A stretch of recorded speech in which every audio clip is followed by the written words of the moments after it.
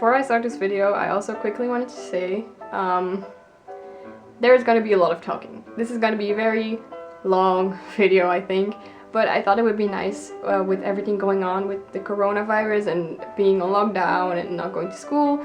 A lot of people, including me, are very lonely, and I thought it would be nice if you could maybe grab a sketchbook and, you know, draw while you listen to me talk and make it almost like a visual podcast.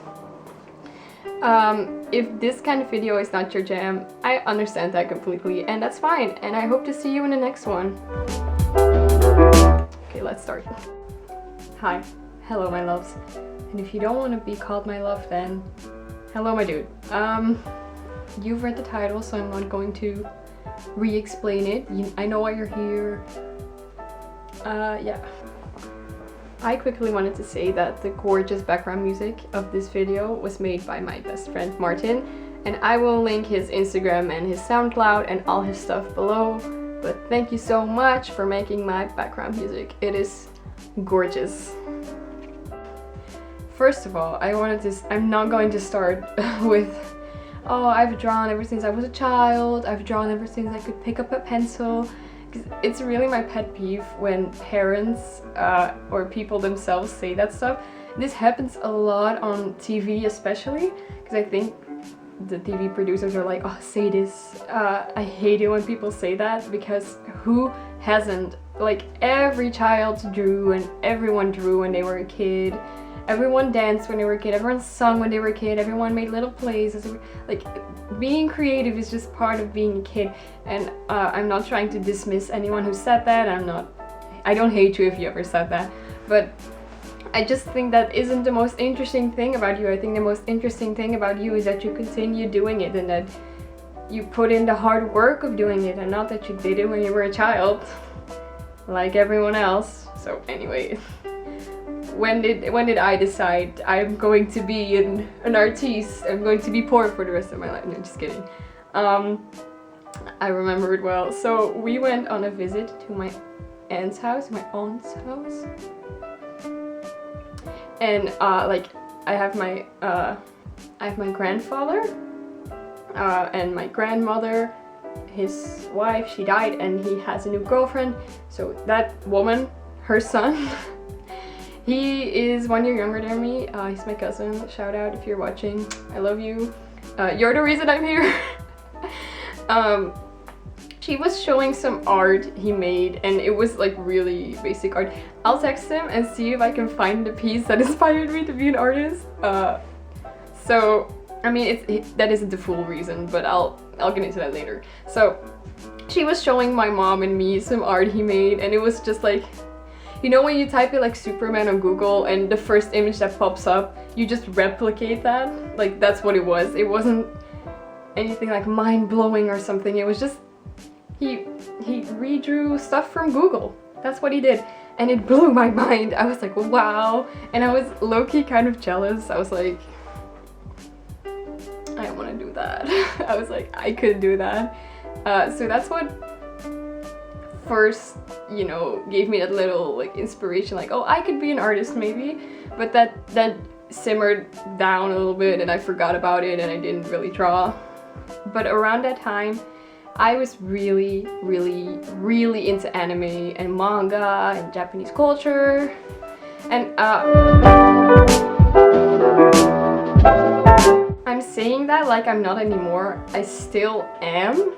But I think that was like the peak of my anime obsession. And I think that's where a lot of artists, and especially illustrators and comic artists, I think as well, started with discovering art. So I watched a lot of anime and manga, and one day I was like, wait, maybe I can draw that. So I typed the like anime tutorial or something on YouTube, and I stumbled upon the video, or the creator rather, that a lot of us stumbled upon. Mark Crilly, YouTube god. I mean, where would we be? Where would society be without Mark Crilly? Am I right? Is he still making videos? Anyway, I found this tutorial, and I remember drawing along with so many of his tutorials. My first sketchbook ever, so it's basically only mark acrylic stuff. So I stumbled upon a video. I went to my mom. I said, Mom, 14-year-old me. I don't know if I told you, I was 14 at this time. I went, Mom, you don't understand, Mom. I have to be an artist, Mom, please. So then my mom, being the good mom that she is, she put me in the car and she drove me to an art store. I bought this sketchbook, I bought a pencil. I will show you both of those, and I felt like such an artist. I was like, I have my pencil, I have my sketchbook, I'm like the real deal. So that's when I started drawing along to my acrylic on YouTube. And I remember, like, it took me hours to draw like one anime face, and I would watch a little bit of video, pause it, watch it, pause it, and when the video was paused, I couldn't do anything. I couldn't listen to music, I couldn't put on a podcast. Like, I had to be so concentrated on this. I remember when I was drawing, I was thinking to myself, I wish there will come a time where I can draw my own and where I can put on music while I work. And I just have such a vivid memory of that. It's insane. So I was really into drawing anime for a while, and that really satisfied me. I was having fun. I was also making some original art, like weird knockoff anime art, I guess. But then, so I was watching a lot of acrylic, but then I stumbled into the arts community a little bit, and I found Friend's channel. And my close friends and my family know I am obsessed with Friend to this day. She's my favorite illustrator, she's my favorite person. I adore her. So I stumbled upon her channel, and she made illustration videos and the financial part of being an artist, the mental part of being an artist, studio vlogs, her favorite art supplies, hauls. She makes a bunch of stuff. She still does. And I was like, whoa, now this is cool. So I gradually shifted from anime to copying Friend 24/7. So I would go on her videos and pause them and redraw that. So I kind of went from video tutorials, really showing you line by line, to pausing film stills and just looking at images and copying that. That sounds not as big of a step, but if you're a baby artist, that is a big step. So yeah, at this point, as you may hear, I'm still not making original art, but I think all of this information I just gave you is really important, because it's when I decided I wanted to make art and I wanted to be an artist. And then I met Friend, I found Friend, and I was like, I want to be an illustrator. This is my calling. I still love anime and manga, but I think illustration is more doable and it's more free and more expressive, and over the years I've learned to love it, blah blah blah. But this is not what this story is about. Then, after about a year of doing that or something, I will put in inserts of my sketchbooks here, where I flip through and you can just see copied piece after copied piece after copied piece. Then I decided I want to go to art school. I'm seriously doing this. I'm going to art school. So I told my parents, and I did an entrance exam, and I didn't get in. And that broke my heart. We had to bring some of our work, which they didn't look at, and we had to draw this plant. And I thought mine was pretty good. If I find it, I will insert it. I haven't looked at it in 3 years, so it's probably bad, but I thought it was good at the time. And it broke my heart. I was so sad.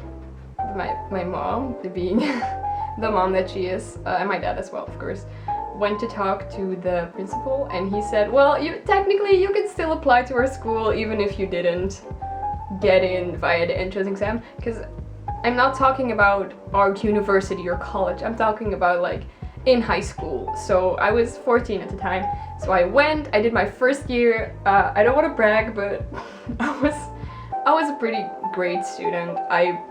I think my teachers really liked the assignments I handed in. I adored it. I just grew as a person a lot in that year and as an artist. And at the end of that year, I stapled together a bunch of papers to make my own sketchbook, because a lot of the assignments at school were really technique driven, because it's my first year. It's everyone's first year at that time, so they really just want to get you familiar with pencils, with gradients, with paint so that in the next years you can develop your personal style and your personal voice. But in the first 2 years, they really want you to know your techniques, so you know how to use them. But I love that. I love doing that. I loved exploring that. If I find some work from school from that year, I will insert it here. It's very basic, it's very weird stuff. I might make another video on just my school experience, my high school art experience. But that's not this video. So I stapled a bunch of papers together and made a sketchbook, which ended up being the first ever sketchbook that is almost completely original art. Is it good? No.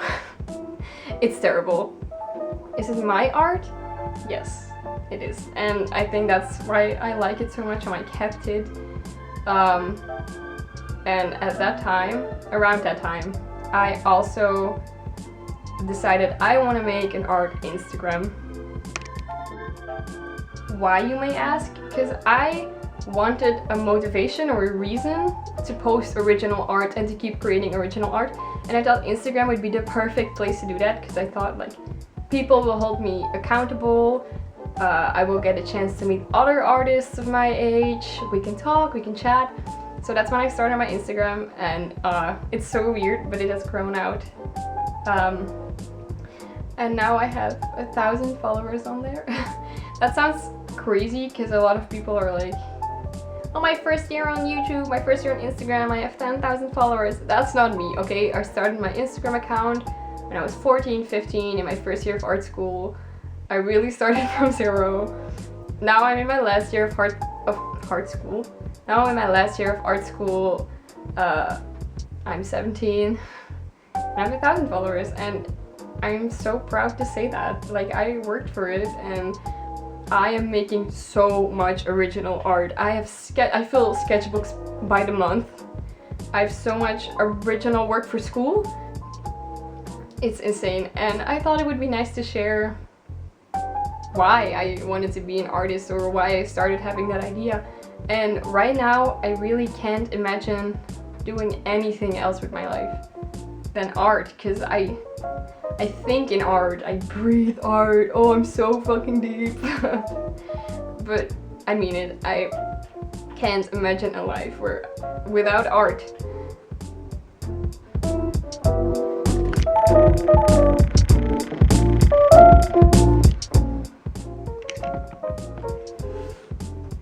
So yeah, I hope this was a little bit entertaining at least.